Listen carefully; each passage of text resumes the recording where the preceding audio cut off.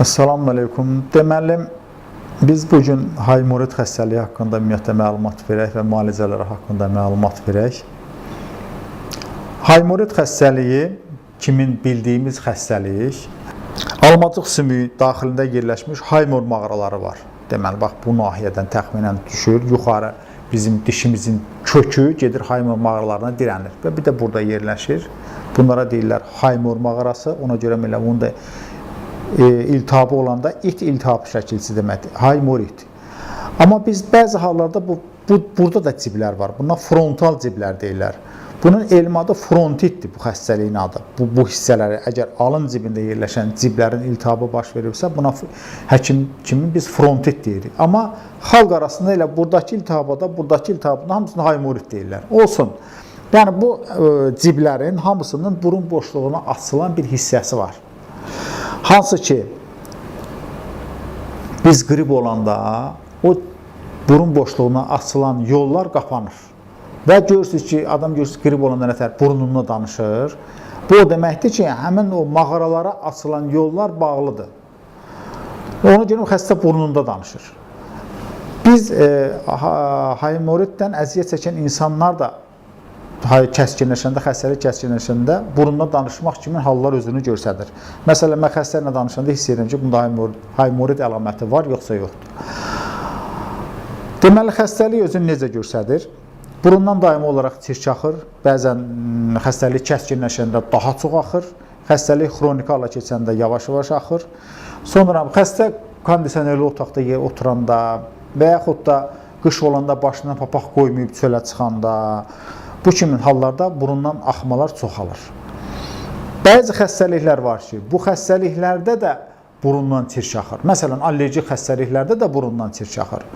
Amma burada adi biz gözlə belə xəstəliyi dəqiqləşdirə bilərik ki, bu xəstədə allergik burun axmasıdır, yoxsa haymoriddən əmələ gələn burun axmasıdır. Deməli, allergik xəstəlikdən əmələ gələn burun axmasında burun suyu şəffaf olur. Amma haymoriddən əmələ gələn burun axmasında burun suyu bulanıq olur, yəni mutlu olur, bulanıq olur. Onu biz bunu gözümüzlə müayinə eləyərək biz bunları dəqiq bilə bilərik ki, bu haymoriddən əmələ gələn iltihabdır və yaxud da allergiyadan əmələ gələn iltihabdır. Yəni allergik xəstəlik bizim söhbətimizin mövzusu olmadan bunu qırağa qoyuruq. Bizim bugünkü söhbətimizin mövzusu haymoriddir. Ona görə haymoridə uyğun olaraq biz müalicələrimizi tətbiq eləməliyik. Həkim olaraq birinci növbədə yaxşı olaraq dəqiqləşdirsin ki, xəstənin bu nahiyələrini bəzi hallarda həmin ciblərə çirk yığılır və həmin ciblərə çirk yığılanda bir zoqqultu kimi hal baş verir. Və bu halın həkim dəqiqləşdirməlidir. Bu nahiyələrdə baş verir, yoxsa bu nahiyələrdə baş verir. Və yaxud da ki, indiki dövrdə xəstəni göndəririk, rentgen elətdiririk, haymor mağaralarını və alın ciblərini rentgen elətdiririk və bu rentgenə baxan kimi görsənir ki, bu insanda haymorid və yaxud da frontit var, yoxsa yoxdur. Əgər varsa, biz müalicələrimizə davam edirik. Deməli, birinci olaraq ilkin vəziyyətdə xalq təbabətində ən bəyənilmiş üsullardan biri ud-hindi yağıdır. Ud-hindi yağının hazırlanma qaydasını mən deyim. Deməli, 100 qram rafinə olunmamış zeytun yağı götürürsünüz, bir xörək qaşığı ud-hindinin tozunu götürürsünüz. Bunları bir-birinə qarışdırırsınız. Qarışdırandan sonra bir dənə şüşə qaba tökürsünüz.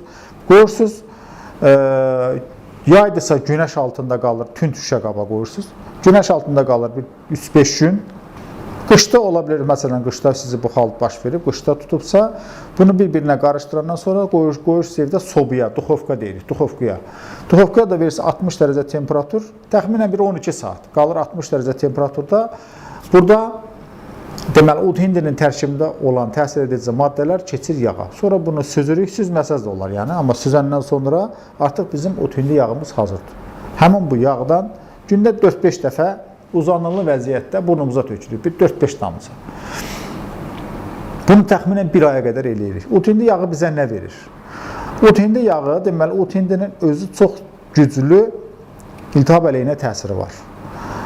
Və iltihab əleyhinə təsirindən dolayı haymorid də iltihabi bir xəstəlik olduğundan əvvəlcə burun boşluğundakı çirkləri təmizləyir və sonra biz yağ tökməmizə davam etdikcə artıq buruna asılan haymor ciblərini və frontal cibləri yavaş-yavaş başlayır təmizləməyə. və həmin cibləri təmizlədikcə yağ həmin ciblərdən frontal ciblərin özünə də daxil olur və alın ciblərinə də daxil olur. Burunla qulaq arasında olan yefsaq borusunu təmizləyir və xəstə yavaş-yavaş əvvəlki vəziyyətində çatır. Buna görə də haemoritin və frontitin müalicəsində utin yağını ən azı bir 20-25 gün qəbul etmək məsləhətdir. Yaxşı olar ki, 1 ay qəbul edəsiniz. Bəzi hallarda olur ki, utin yağını tökürsən getmir. Yəni, xəstə haemoritdən, frontitdən o qədər əziyyət çəkir ki, burun tamam tutulub. Tökürük yağı getmir. Olur, elə dallar olur. Onda biz nə edirik? Onda biz xəstəyə tövsiyəmiz budur ki, deməli, axşam-axşam bir stəkan qaynamaqda olan suyu balaca bir qazana tökür. O qazanı da elə bir balaca bir tot peçinin üzərinə qoyur, elektrik peçinin üzərinə qoyur ki, qaynamağa davam eləsin. Bura bir çay qaşığı qarazirə yağı, bir çay qaşığı utindi tozu, yarım çay qaşığı evkalipt yağı qarışdırır. Başına bir dənə ədyalca ötməyə ehtiyac yoxdur. Nazik bir dənə bir parça, pambıq parça nazik örtür. Məsələn, tutalım ki, belə stoldu, qoydu bura. Başına bir dənə nazik ədyal örtdü, nazik parça. O qaynamağa davam edir və xəstə burada oturur, bax belə, burun nəfəs alır. Burunla dərindən nəfəs alır, ağzı ilə verir.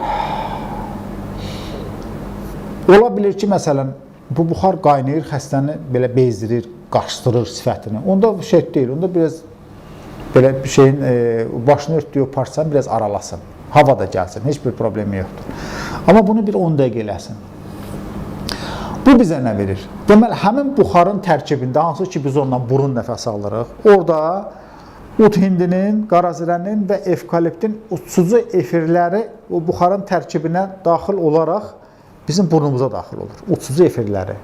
Həmin efirlər, ümumiyyətlə efirli birləşmələr özləri çox güclü antibakteriyal və antistatik, yəni mikrobları öldürücü və mikrob bakteriyaları saxlayıcı, inkişafının qarşısını alıcı bir təsirə malikdir. Və biz bu buxarla nəfəs aldıqca, buxar qarşısına çıxan bütün mikrofloranı məhv edir. Və buxar formasında olduğundan çox sürətli bir şəkildə haymon mağarasının daxilinin içinə daxil ola bilir.